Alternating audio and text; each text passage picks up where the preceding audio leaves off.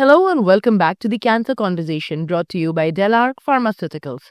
I am your host Ekta Kapoor, and today we're diving into a topic that stirs a lot of anxiety and even more misinformation: chemotherapy. For cancer patients, the word chemotherapy brings fear before hope. Misconceptions cloud judgment and fuel anxiety, and sometimes even lead to delayed treatment. But today we are here to replace fear with facts, to help you understand what chemotherapy is and how it works, and what it is not. To guide us through this important conversation, we are joined by one of India's leading oncologists, Dr. Shona Nag.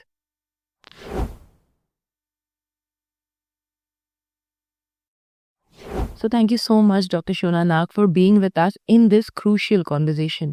Before we begin with a lot of other questions that I have on my mind, first of all, I think when people hear the word chemotherapy, it evokes a fear in their mind. And, people get a little skeptical. So, what is it that we can explain them about chemotherapy, and, how would we define chemo to our audience here? I think you really said the right thing, that there is a lot of fear and misconception regarding chemotherapy.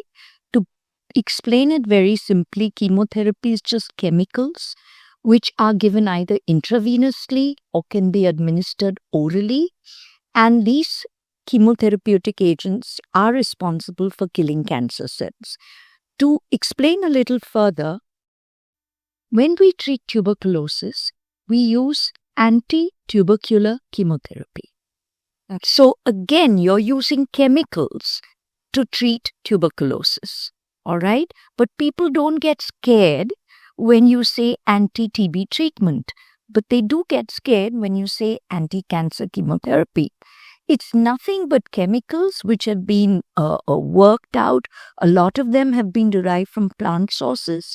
A lot of them have come from marine sources, like creatures under the sea. Yes. So a lot of these have come from the natural sources around, which we have refined, got the active principle, that is the part that kills the tumor, and it kills the tumor DNA, to be more precise, and thereby kills the cancer as it goes, as it's given. And yeah, that is chemotherapy. Well, this is already so intriguing. So, along with this, there's one more thing, ma'am, that I've heard people saying that one size fits all when it comes to chemo. If we have to describe this, maybe, you could tell us the different ways that chemo can be given, and why is one method to be chosen over the other? So, nowadays, the whole move in cancer treatment is to personalize and individualize therapy, right? So, first of all, when we give chemotherapy, we have studied which drugs work for what tumor, what kind of combinations they need to be given in. Do they need to be given alone? Do they need to be given once a week, once in 2 weeks, once in 3 weeks? All right. So, all that has been studied through maybe hundreds of thousands of patient data for each tumor type over the last 20 to 30 years. You must remember that medical oncology, chemotherapy, targeted therapy, hormonal therapy are very recent as compared to surgery and radiation for cancer. So surgery started 150 to 100 years ago. Radiation started almost 100 years ago. And chemotherapy has really come up in the last 60 to 70 years since World War II. So that is where the chemotherapy was first discovered, that chemicals work and they shrink tumors. All right. So when we talk of the most recent branch or the youngest branch, it is important to remember that we are still discovering new drugs and we are still learning about chemotherapy. When we give chemo to a patient, we take, of course, how well the patient is. So I wouldn't use the same drug for a diabetic versus a non-diabetic. I would tailor my therapy if the patient had any cardiac risk. I would dose my patient according to the weight and the height of the patient. So it's all very personalized. So we choose our drugs and our combinations very carefully. For breast cancer, for example, which is my main focus when I treat, there is treatment to prevent the cancer from coming back, all right? But it's like a buffet. There is a choice of about 10 different chemotherapy regimens. And I have to fit my chemo or whatever, chemo plus targeted, to that particular patient's tumor type and to the risk that she has of the disease. Right. So it's all very personalized. Now you ask me another question, how can it be administered, in what ways? So one way is intravenous through various drips. The other way that we can give chemo is directly into either the abdomen, or we can even give it into the spine. So that is called regional chemotherapy, where you're injecting it directly into a space which is affected with tumor cells. Oh. All right. So this is also, it's not very common, but we give it. Oral chemotherapy, yes.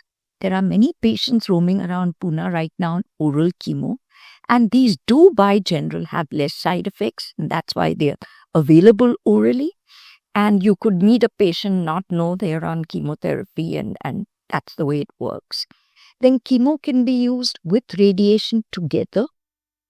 So the radiation is going on and the chemo is simultaneously going on once a week. This is known as concurrent treatment, together treatment. So these are the different ways in which chemo can be given. So when we are talking about, say, radiation and chemo going hand in hand together, do we also mean that this has more effect, or it could have better results, or it depends patient to patient? So no, you're absolutely spot on. It has a little more side effect, but it's also very effective. Okay. So the reason you're giving the chemo during radiation, for example, in cervical cancer, in head neck cancer, when you give it together, the chemotherapy sensitizes or makes the cancer cell vulnerable to the radiation. All right. So it kind of, primes it, जैसे पकाता है उसको. And the radiation acts better. Right. So 1 + 1 = 3. And that is the whole objective of cancer treatment, that you add treatments and you get not just an additive effect, you get a synergistic effect. Right. Right? Then, so you get a much better effect than each alone. Okay? And yes, it will generally have a trade-off of a little more side effects, but nothing that can't be managed. Okay. The thought of it already gives me goosebumps here now. So yeah. And previously when we were talking just about 5 minutes back about when you said that if there is a diabetic, you would choose a different line of treatment, or if there is any underlying disease. I would also want to know, doctor, that if chemotherapy is used only for cancer, or there are other diseases that can be cured with chemo as well, like other goals that maybe a patient can keep in mind. No. So chemotherapy, some of the anti-cancer drugs we use can also be used for multiple sclerosis, can also be used for autoimmune diseases where the body's immunity, the body's attacking itself, and to suppress those immune cells from attacking the eyes or attacking the joints, like rheumatoid arthritis and different syndromes, we do use forms of chemotherapy, even oral chemotherapy. For psoriasis, you can also use, which is also autoimmune, and people suffer very badly. We do give gentle oral chemotherapy for these agents. All right. And when we're talking about chemo, also in case of cancer, can it be utilized for, say, early symptoms or maybe prevention? If people think like that in an early stage, if they want to prevent. So I think that's a very important point that you have raised. Chemo can be used in different ways, like the same drugs can be used in different ways. One way, like you said, is suppose the surgeon has gone in and taken out the tumor. But you know in your head that once it's crossed a certain size or it's extended a little out of the boundary, there is a chance that a few cells have broken away and are running around in the bloodstream and are likely to go and settle somewhere. So to kill those cells which you can't see, the surgeon can't see with the eye, nor can the PET scan pick it up, all right? You do give chemo to prevent those mets from growing, so to kill them off at that very early singular cell stage. So that is prevention, adjuvant chemotherapy, which we give after surgery. Then there is chemotherapy, like I said, with radiation. Then there is chemotherapy given in advanced cancer. It may not cure the cancer, but it'll keep it under control for a big length of time. All right? Give the patient a decent quality of life. Yes, it is possible on chemotherapy, and prolong the life at the same time. So that when we say cancer for advanced disease, we say palliative, and then everybody freaks out. Palliative means there's no treatment possible. No. Palliation is relief of symptoms. That is the word palliation. So people can live with palliative care for years. So, palliative care, end of the road, patient terminal, it doesn't work like that. I mean, if I have a patient with stage 4 breast cancer who's living for 10 years on a particular treatment, and leading a normal life, what is wrong with that? But that is still palliative treatment. True. But she's fine. She's going to the movies. She's leading a normal life. She's going on holidays. We have several patients like that in Pune who are doing that. Right.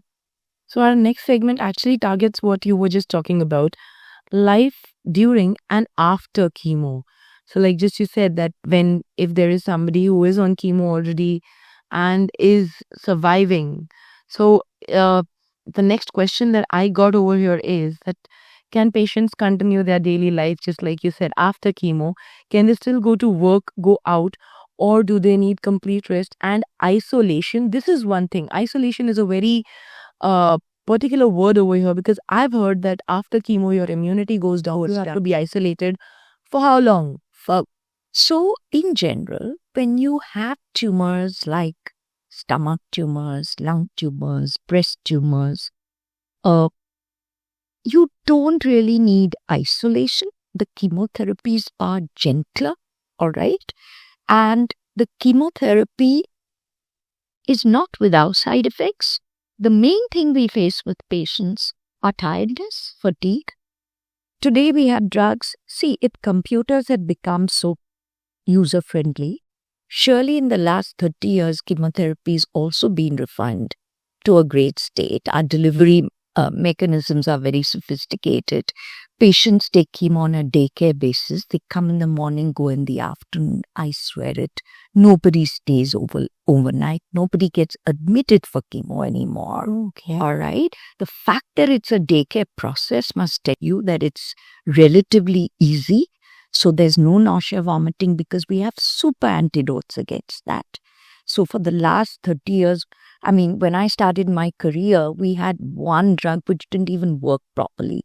And then a whole host of drugs called the 5-HT antagonists, whatever, technically, they revolutionized the chemotherapy concept and made daycare possible. So patients go to their own home and sleep in their own bed at night. What you referred to about immunity is really the white blood cells that take a hit. So all fast-growing cells in the body, chemotherapy attacks cancer. Cancer is a very fast-growing cell. The other fast-growing cell in the body is the hair, the skin, the lining of the mouth right down, and the bone marrow. So these all take a hit and therefore there is hair loss during chemo. You may get mouth ulcers, your skin may be a little rough, you may get rash, and you may get a little diarrhea, and your blood counts may drop. So to prevent blood counts from dropping, which makes you susceptible to infection if you don't have white blood cells to fight the infection, we have again excellent antidotes. So nobody goes through that fever, deadly infection, coming to the hospital, shivering. We rarely see that now. Rarely see that. And how soon does life become normal? So on chemotherapy, if it is a 3-weekly schedule, we usually give 6 cycles in a prevention. Life returns to normal within a couple of weeks. The chemotherapy is washed out of the body within 48 to 72 hours. Okay. It is not contagious. While you're on chemo, you can go to the same bathroom, you can use the same utensils. A lot of patients ask me this question, okay? And during chemotherapy, a lot of my working patients will be smart. They'll take it on a Friday, they'll rest Saturday, Sunday, and they go back to work. Oh, wow. And today the culture is a lot of it is work from home. Yeah. So they're very comfortable. All I tell them is if you're tired, rest. Have a flexible job. Do a part-time job. But don't sit at home and mope about your chemotherapy. Because sitting at home idle is the worst thing to do. If it is a tough chemo, I say for the first week, kind of avoid crowds, don't socialize, whatever. After that, you're free to do what you want. So a lot of them get back to normal. I've had women going back to office after chemotherapy. Yes, there are those types of people. Like there's been really so much misconception, and I keep telling my patients, oh, we've heard chemo is really bad, and this is what happened to this person, this is what happened to that person. So out of 100, 1 or 2 will have bad side effects, and those are the ones that will talk. The 98 that have got through it are not going to come to you and say, hey, I took chemo and everything was fine. Yeah. I mean, can you imagine that as a part of a conversation? It's not going to happen. So why are we being given a bad name for the chemotherapy when it's affecting 2% of patients? Right? So it's got to be kept in perspective. True. And it's a trade-off. Your oncologist will weigh the side effects versus the benefits. True. And only if the benefits are weighing more, they will give you the chemotherapy. So trust your oncologist on that. Right. Yeah. So when we're talking about the taking a rest bath, maybe 2 days, 3 days, they need to take a rest. Is there also a diet that they need to follow? Are there some foods that they should avoid during chemo, after chemo, during cancer, after cancer? How should it be? Yeah, so I think that's a very important question. And I am telling you that a lot of my time when I talk to patients when they start chemo is spent on diet.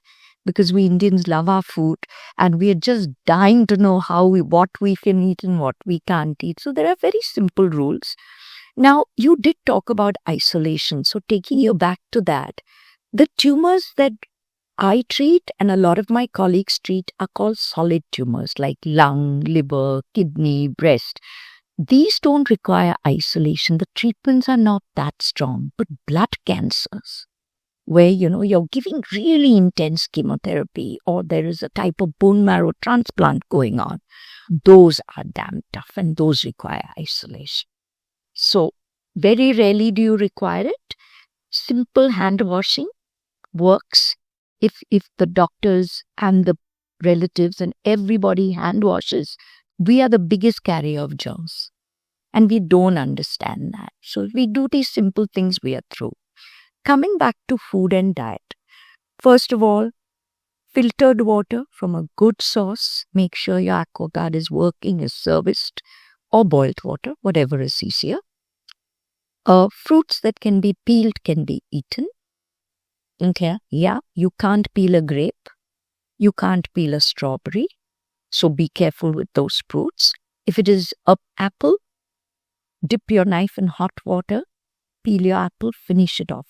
Don't leave it lying on the table waiting for bacteria to sit on it. If you can eat half an apple, let somebody else finish the other half. Simple things. Then a lot of people say kacha nahi khana hai.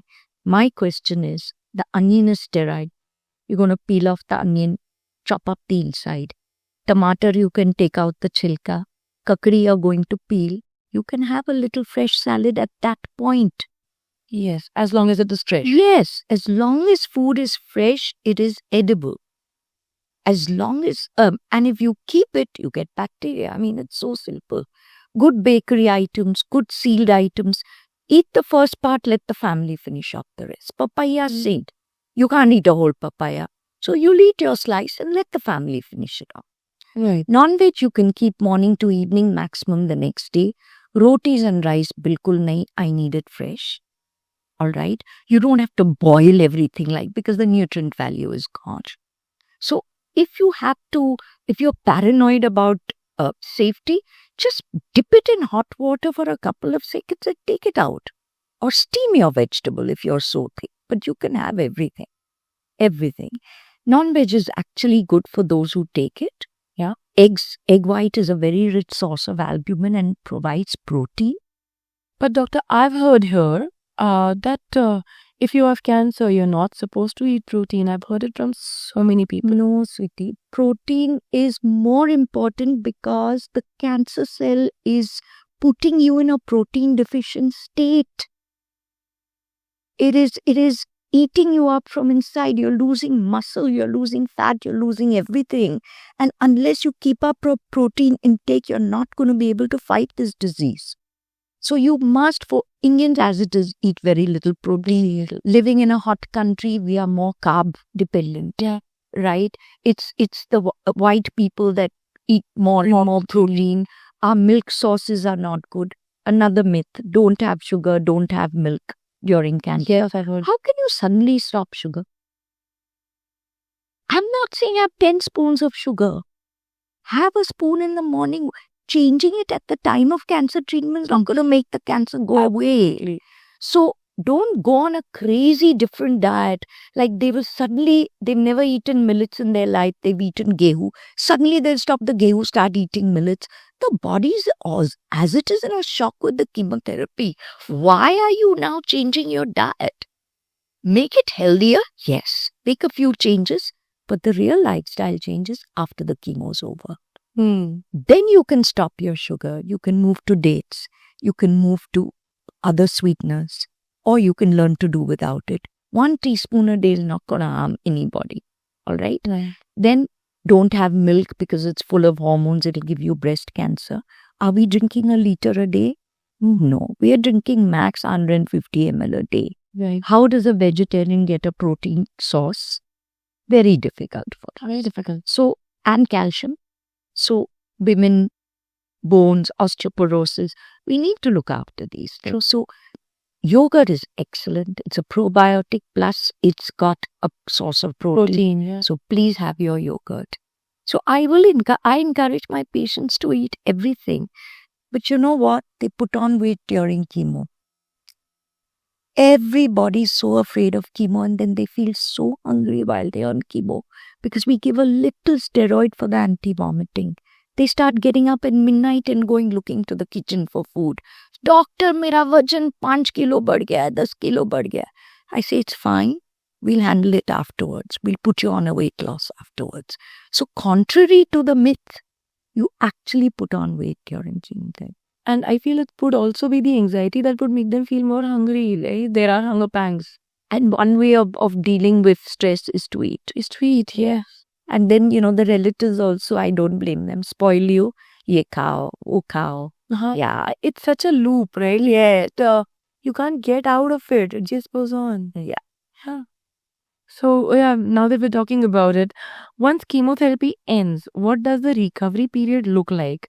And because I also talked about anxiety, my next question is also about what is the kind of physical and emotional support, more importantly, I feel, that is needed. You're absolutely right. It is the mind that controls the body, not the other way around. So if your emotions are in check and you're relatively calm, you're physically going to recover very, very fast. The problem is the fear and anxiety and imagining what isn't. We build these fears in our head. And the only thought when my patient finishes is, I hope it doesn't come back. You can't live your life like that. You've been given a second chance. Just put it behind you. Find your new normal. Your body may be a little slower.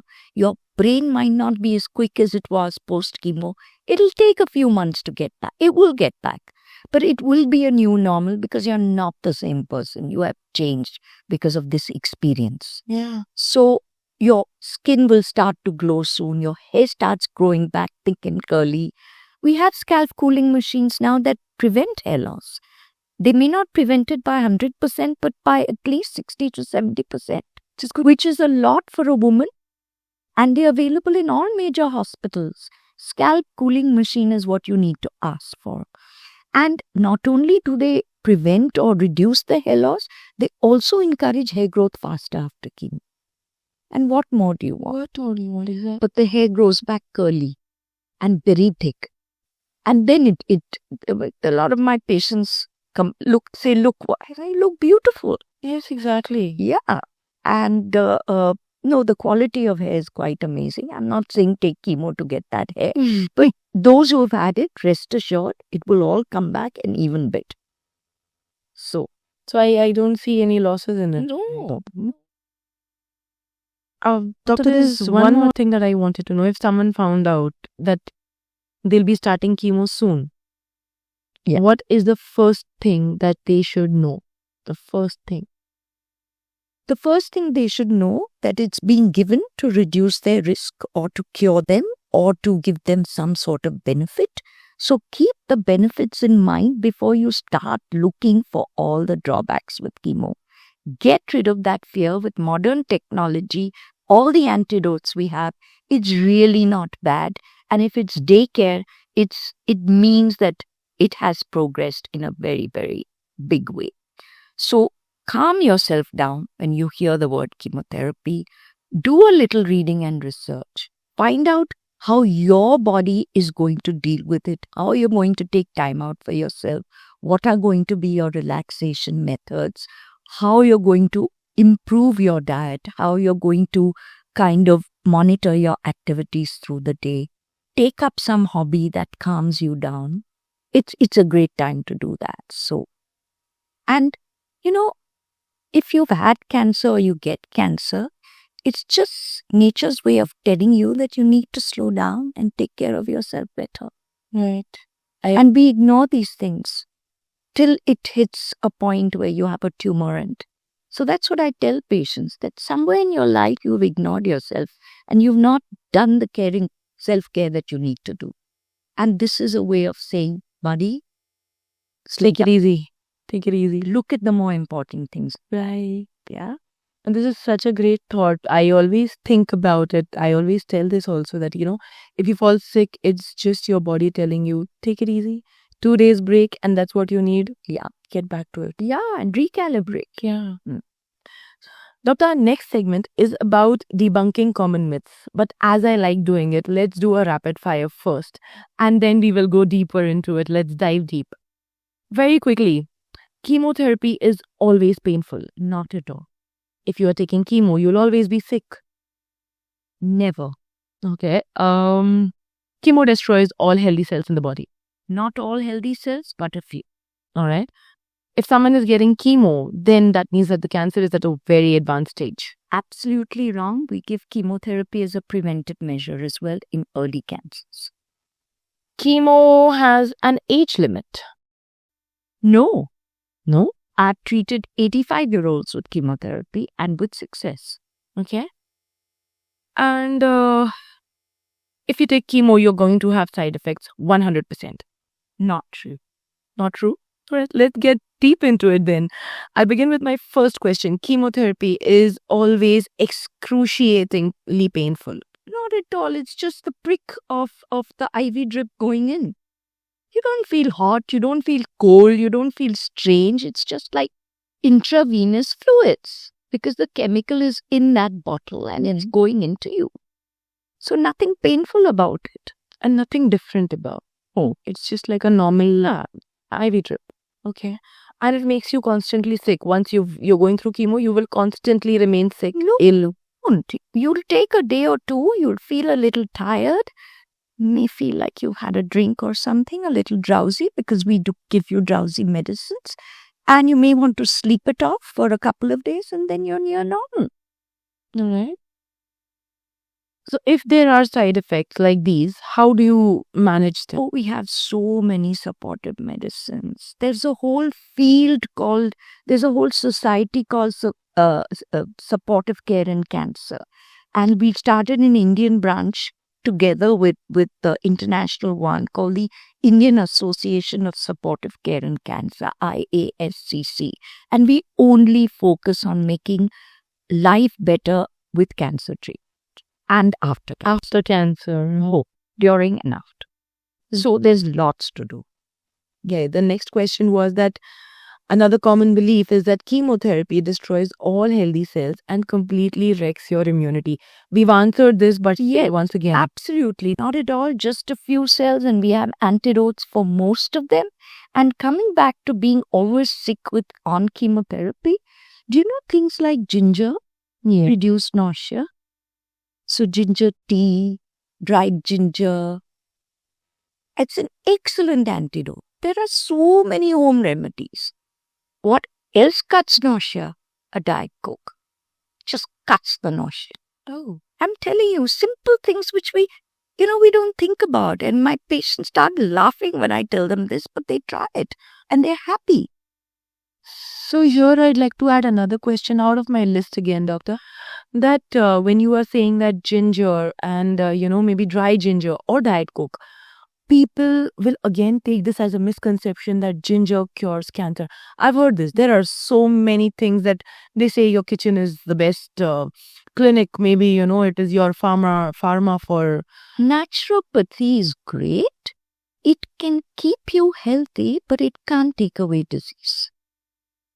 I think you need to remember it goes alongside. It helps to improve your condition during cancer treatment. It supports you, but it doesn't cure you.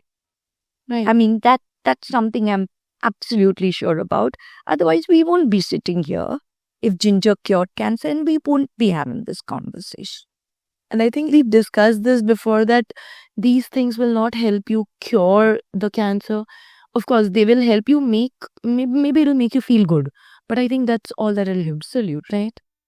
All right. The next question, doctor, would be that how does chemo differentiate between healthy and cancerous cells? So, like I said, chemo will attack all fast-growing cells. And luckily, there are not too many of those in our body. Okay. So, lining of the mouth, we talked about. Hair, we talked about. Bone marrow, we talked about. Skin, we talked about. And the and the digestive tract. So, each of these has an antidote. Like the scalp cooling machine for this. Skin, few tips. Use Pears soap or use baby soap because your skin gets very dry. Use a good after bath oil on your skin. Simple things like this. They help with skin problems. Then keep gargling orally. There are little magic washes that we have where we combine 2-3 things and we concoct them and patients can gargle with them, get instant relief in the mouth. Suck dry ice if your mouth is feeling sore. Orange sweets to encourage the. I'm telling you, there are lots of little things you can do for yourself. And it helps. If you feel your taste is gone, put a long on the side. You'll get a fresh taste. Listerine mouthwashes will help. So there are lots of things you can do to help yourself. You can't sit at home and say, oh, I've had chemo, I'm miserable, nothing. You can help yourself. And we give you enough information to do it. You make it sound so comfortable and so easy, doctor. So I am actually personally right now, I am overwhelmed by the thought of it, that it is actually so easy. And why are people just because I told you, it's not their fault. They've heard about the few cases that have gone wrong. And also some patients come and their loved ones or their relatives have had chemo 20 years ago and suffered a lot. And they've seen that. At that time, we didn't have the antidotes we have today. Yeah. So chemo keeps evolving and supportive care keeps getting better and better and better. So, you can't be influenced by what happened 15, 20 years ago. There's been progress. Right. Yeah. So moving ahead from the myths, doctor, and talking about evolution, what is, if there has been a remarkable evolution in cancer treatment over the years, like you said, that there was radiation and then there was chemo, and then is there a new stage to it? Are we progressing? Of course, we are progressing, and world over, chemotherapy got a bad name and people found ways to avoid chemotherapy.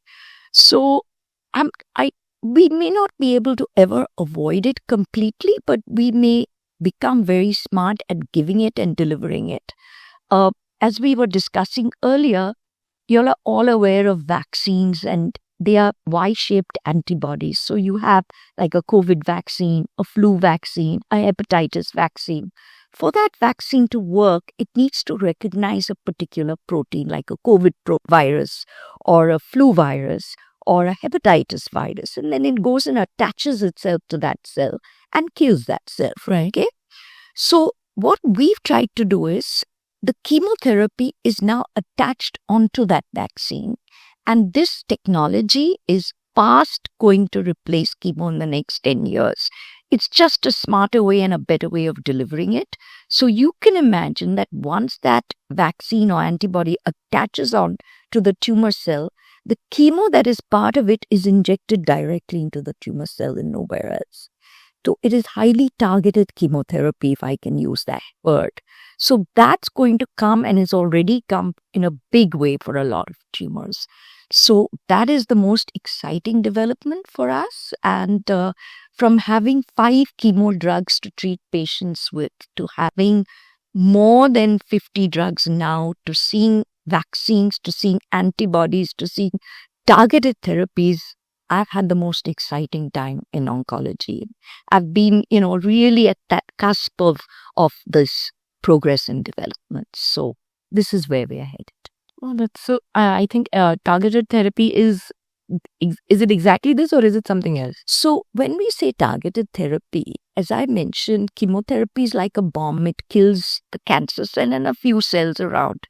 Targeted therapy is more like a missile. So we have figured out, in lung cancer, this is what makes the cancer start. This is what makes the cancer grow. This is what makes the cancer spread. So the targeted therapy is usually oral and attacks that process of growing and spreading. Oh. Because we found out that this road that this cancer cell is going to take is in this direction. Oh. So we design a drug that will work on that road in that direction. And it is given orally. And patients with stage 4 lung cancer are living 5, 6, 8, 9 years a normal life. Okay. Yes, on one oral tablet a day. So that is targeted therapy. Now this, when I mentioned the vaccine antibody drug conjugate technology, that is targeted chemotherapy. So the chemo is attached onto a vaccine which targets the tumor cell. Right. So see how it's almost similar, but yet different. So in these both processes, are we saying that when we say that a couple of healthy cells could be damaged, in this process, I think even that number gets cut down? That number gets cut, but strangely enough, other little problems arise. Okay. So every development, every evolution, every progress comes at a price. It does. Okay, there's no free ride in this world. So when you develop all this fancy technology, you will not get chemo side effects, but you may land up with skin rashes. You may land up with thyroid problems. You may land up with a little lung swelling, but everything can be treated. Yeah. All right? Yeah. So we just need to be aware. Right. So, doctor, my next question would be that when we are talking about these advanced treatments, but in a country like India, where, we are more prominent in the rural areas, access to advanced cancer treatments like the one that we are talking also are quite limited. And it is often either due to affordability or availability. So what is the current state of access to cancer care in those regions? What can we do? So you've raised a very crucial point that there is a divide between cancer being treated in the smaller towns and villages as compared to the cities. Here we could be sitting in Bombay, in say Kokilaben, or of course Tata Hospital or AIIMS, with state-of-the-art cancer treatment. You'd be treated like you were treated in Memorial or MD Anderson or any big cancer center in the world. And you'd be sitting in a village with a tumor growing, not really aware of what's going on. So yes, there is a big divide, but the government is trying to bridge this gap. And we are trying to have satellite centers. A lot of patients, a lot of our oncologists do visit periphery. So places like Baramati, places like Sholapur, places like Pandharpur are well serviced now by oncologists going there. And the connectivity has improved. Yeah. So you must remember that because the connectivity is improved, it's easier to get to a Mumbai, to Pune, to bigger. So they do come. Yes, it is inconvenient. It is a little costly. Even for that, the Ayushman does help. So it gives you 5 lakhs per cancer patient or per family for cancer care. And that covers most of the chemo, radiation, and the surgery. So that provision is there. For the rich, they can afford everything. For the insured, things work out. So it's the lower middle class, the guy who's depending on his daily wage, who doesn't have the savings, who he's seeing his daughter through school or college or whatever. That's the guy, when cancer strikes, he stops working, he takes a loan, and the family falls below the poverty line. Yeah. And that's where a lot of trusts, we run a trust as well, a foundation, that's where we help. Because, like if you can afford 2 cycles, we'll give you the other 2. But we won't let you sell your house or your land or anything like that. Yeah. So there are ways of, India is full of philanthropy. People help people. In the daycare, when they see a child who's not very affording, one patient will come and tell me, can I sponsor next cycle of chemo? That's happened, and it happens. People are very giving in this country. That's one way. 2, our pharma companies are brilliant, because even with these newer ADCs and drugs we talked about, the patient assistance program is super. Like you buy 3, get 1 free, buy 2, get 2 free. And the cost is much lower than what you would have bought those fancy drugs like immunotherapy and everything in the US or UK or anything. So they're Indian prices and they're subsidized on top of that. And there is one company that there's a life-saving antibody, and patient has stage 4. You buy 9 months, the patient is expected to live for many years, and the rest of it is free. So it bridges that gap for the Yes, rich. it does. And then a lot of insurance companies like Bajaj Alliance and all, they give loans for cancer. HDFC gives cancer loans. So patients are able to avail of loans without putting themselves, out of pocket completely. So I think this country is doing a lot, but the sheer size of the population and the sheer number of cancer patients makes it difficult. Biopsy is a very common term when it comes to relation with cancer, doctor. So I wanted to understand that, is there a difference in liquid biopsy also that I've heard? So is there a difference in biopsy and liquid biopsy, and how is it connected? So that's a great question, and it's very trendy right now. So when we talk of a biopsy, normally if you have a tumor, you put in a wide needle and you take out a small piece, which is called a tissue biopsy or a core biopsy, and you study it. Like I told you, all tumors are different. So you could have 4 different types of 4 lung cancer biopsies, and each will be unique according to the person's tumor. So what we do with these tumors to decide targeted therapies and newer treatments, we put them through some sort of genetic testing. All right? And for that, you need a whole lot of tissue. And sometimes it's not always possible to get enough of a biopsy. The tumor may be deep inside. There may be technical difficulties. So always getting a piece of tissue for a biopsy may not be easy or feasible. And you may want to do it repeatedly when your treatment doesn't work or when you want to plan something new. That's where liquid biopsy really comes in. So liquid biopsy is nothing but biopsy done on the blood. Okay. So a blood sample, which is liquid, is taken, and when there is widespread tumor, a lot of the tumor sheds its cells into the blood. Okay. So from your blood sample, they are able to glean out or select out tumor cells. And then those are subjected to testing to find out what are the different changes, different mutations, what are the kind of treatments that are going to work or not going to work. So that's how far technology has come.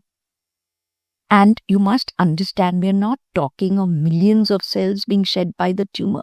There may be 100 cells, and he is still able to find those in the liquid biopsy because the technology is so far advanced. Right. So this is what a liquid biopsy is, and we are using it regularly for lung cancer and also for tumors where biopsies are extremely difficult.